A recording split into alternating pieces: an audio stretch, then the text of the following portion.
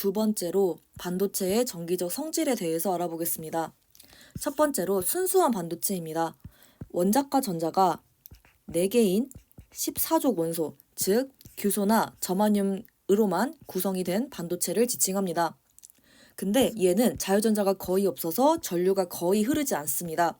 그래서 부도체에 거의 가깝다라고 봐주시면 됩니다. 근데 이 순수 반도체에 특정한 불순물을 첨가하면 전류를 잘 흐르게 할 수가 있기 때문에 얘를 나중에 여기서 설명을 드리도록 하겠습니다. 근데 이 순수 반도체는 보통 규소도 있고 저마늄도 있지만 보통 규소를 사용을 하게 됩니다. 왜냐면 지각에서 산소 다음으로 풍부하고 다른 원소와 쉽게 결합해서 전기적 성질이 변하기 때문에 반도체의 주 원료로 사용이 되게 됩니다. 그리고 순수한 규소 결정은 4번의 공유결합을 통해서 안정한 구조를 이루게 됩니다. 그리고 이 규소에서 결정이라는 말은 규칙적이다라는 말과 일맥상통하는 걸 앞 단어에서 했었습니다.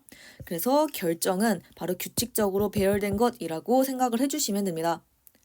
그리고 이 원자과 전자가 4개이기 때문에 원자과 전자 자기가 가진 거 4번, 그리고 공유결합해서 4번 더 추가가 됩니다.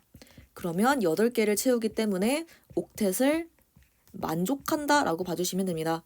그래서 4번의 공유결합을 진행한다라고 봐주시면 되는데 여기서 규소는 우리가 앞에서 중금속이라고 했습니다.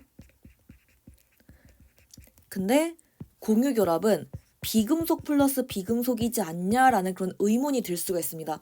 중금속에게 공유결합을 얘기해도 되냐라고 할 수가 있는데 이거와 관련해서 한번 이 표를 가져와 봤습니다. 그리고 이 내용은 앞 단원에서 했었습니다. 우리가 고등과학에서는 이온결합과 공유결합을 명확하게 구분합니다.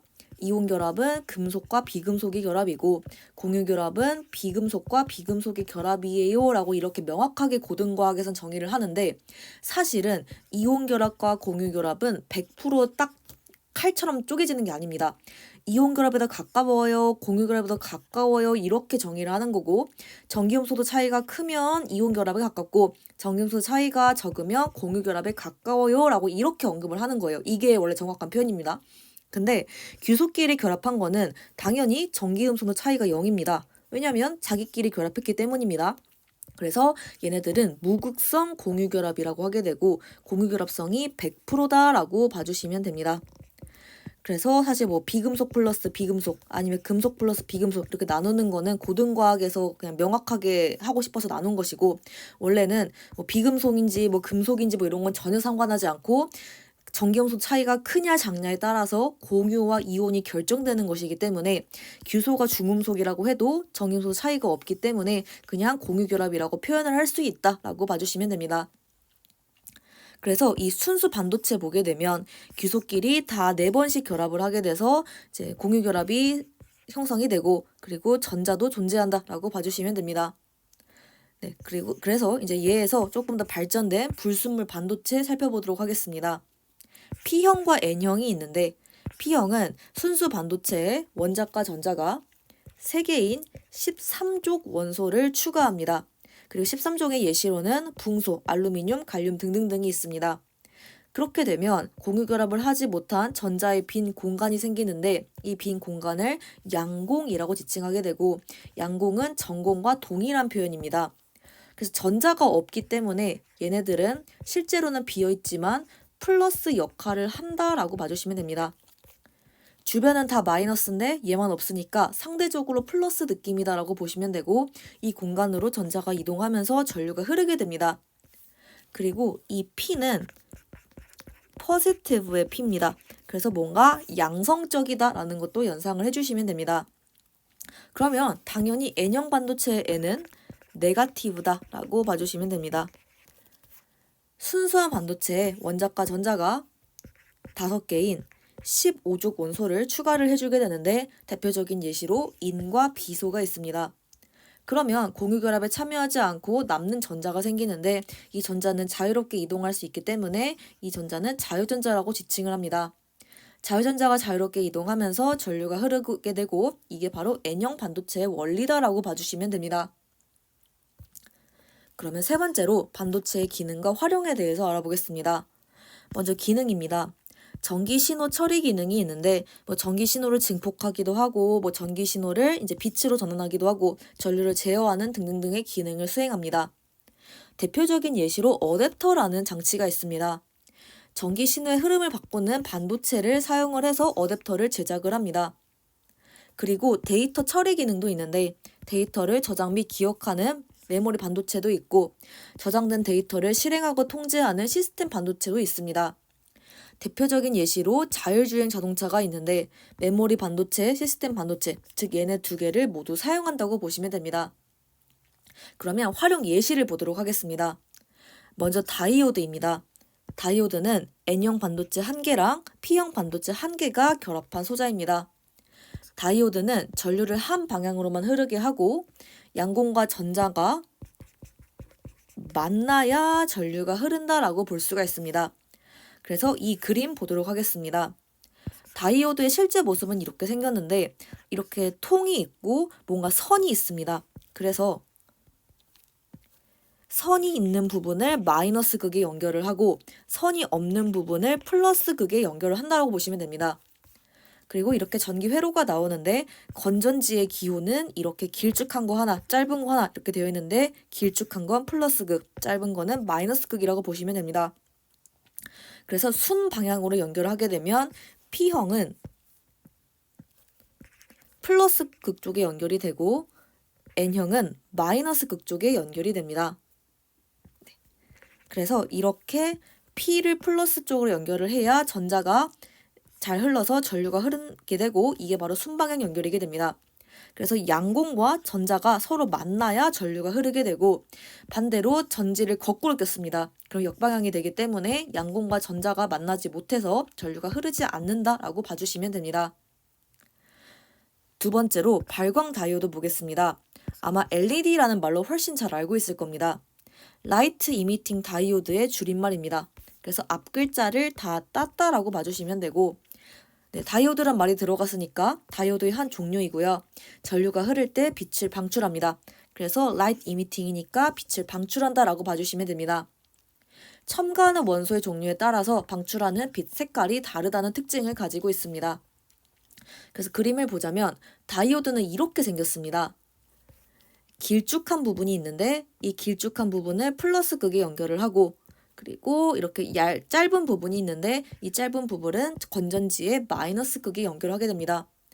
그리고 이 선이 되게 잘 휘어집니다. 그래서 여기에다가 전선 같은 거 연결할 때 되게 수월합니다.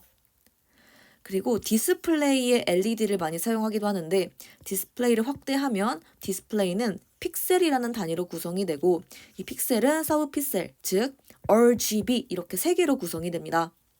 R은 이제 red니까 빨강색, G는 green이니까 초록색, B는 blue니까 파란색을 띠고 있습니다.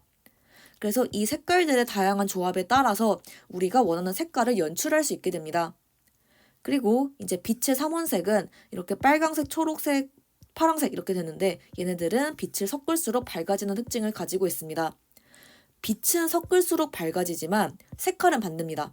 아마 뭐 미술 시간에 물감 같은 거 계속 섞어보게 되면 점점 좀 색이 어두워지는 걸 알 수 있을 겁니다. 그래서 색깔은 섞을수록 어두워지고 빛은 섞을수록 밝아진다라는 걸 기억을 해주시면 됩니다. 그러면 트랜지스터 보도록 하겠습니다. N형 반도체 2개 사이에 P형 반도체 1개가 낑겨 있기도 하고 반대로 P형 반도체 2개 사이에 N형 반도체 1개가 끼어 있기도 합니다. 그래서 N형 2개다라고 하면 NPN 이렇게 쓰고 P형 2개다라고 하면 PNP형 이렇게 쓰게 됩니다. 트랜지스터는 증폭작용과 스위치작용을 하게 되는데 증폭작용은 전류와 전압을 약한 신호에서 강한 걸로 바꾸는 말 그대로 증폭을 시키는 작용을 하고 스위치 작용은 전류가 흐르는 것을 조절하는 즉 껐다 켰다를 조절한다고 보시면 됩니다. 그래서 트랜지스터를 보게 되면 이렇게 발이 3개입니다. 그래서 발이 3개니까 뭐 NP, N이든 뭐 PNP든 이렇게 각각 연결이 된다고 보시면 되고 종류는 이렇게 2가지가 있다고 보시면 됩니다. 그리고 트랜지스터 원리는 약간 복잡하기 때문에 나중에 뒤에서 설명을 드리도록 하겠습니다. 그리고 집적 회로 나오는데 앞에서도 나왔던 그 집적 회로가 맞습니다. 아마 IC 칩이라고 더 많이 들을 텐데 이 IC는 Integrated Circuit, 즉 모든 게 통합되어 있다고 보시면 됩니다. 집적 회로는 컴퓨터의 중앙 처리 장치인 CPU나 메모리인 RAM, ROM 등에도 이용이 됩니다. 그래서 집적 회로를 보면 그냥 모든 게 다 하나의 판에 존재하는 것이라고 보시면 되는데 분류는 참고사항으로 보시면 됩니다. 아날로그니까 연속적인 자연 신호를 처리하게 되고 디지털이니까 이짐수 형태, 즉 0, 1, 있다 없다 이런 식으로 표현되는 걸 처리하게 되고 혼합형은 아날로그랑 디지털 다 사용한다라고 보시면 됩니다. 그래서 모든 게 다 합쳐진 게 집적 회로라고 보시면 됩니다. 그리고 태양 전지를 보도록 할 건데 이 태양 전지는 특정 에너지 이상의 빛을 비추게 되면 전자가 튀어나와서 전류가 흐른다라는 특징을 가지게 되는데 이를 통해서 태양의 빛 에너지를 이용해서 전기 에너지를 생산하게 됩니다. 그리고 여기서 주의할 부분이 양공과 전자가 멀어져야 전류가 흐릅니다. 그래서 여기서는 만나야 되고 여기서는 멀어져야 됩니다. 네, 이 그림을 보게 되면 빛을 쏘게 되면 전자가 팍 튀어나옵니다. 네, 지금 빨간색 화살표가 다 튀어나오고 있습니다. 그래서 이 전자들은 튀어나오고 있고 양공들은 반대로 이동하고 있습니다. 그래서 표시를 해보자면 양공은 P형 쪽에 있는데 다 이쪽으로 이동하고 있고 N형 반도체 쪽에 이렇게 마이너스가 있는데 마이너스는 다 이쪽으로 이동하고 있습니다. 즉 P형과 N형이 반대 방향으로 이동을 해야 태양 전지의 역할을 할 수가 있습니다. 네, 어쩌면 당연한 얘기인데 전지니까 얘가 건전지 역할을 됩니다.